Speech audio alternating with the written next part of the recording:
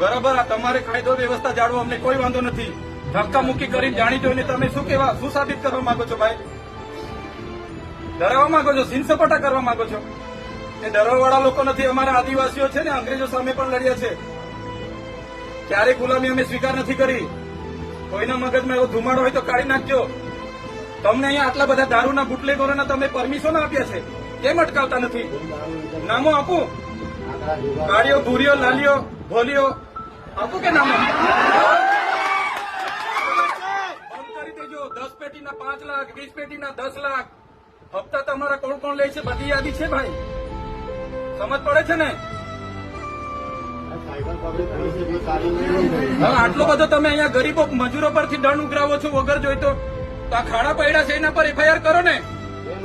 Licence નથી, RC નથી, વીમો નથી, એમ કરી તમે દંડ 4-4 હજારના દંડ ફટકારો છો મજૂરિયાને.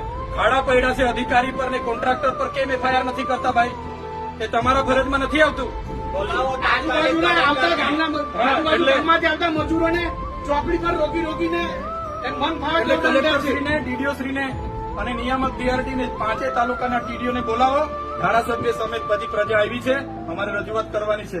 અમારે કોઈ બીજી મગજમારી નથી. હું પોતે એકલો રજૂઆત કરવા વાળો માણસ છું. હું આગેવાન છું. આમના વતી હું રજૂઆત કરીશ. તમે બોલાવો.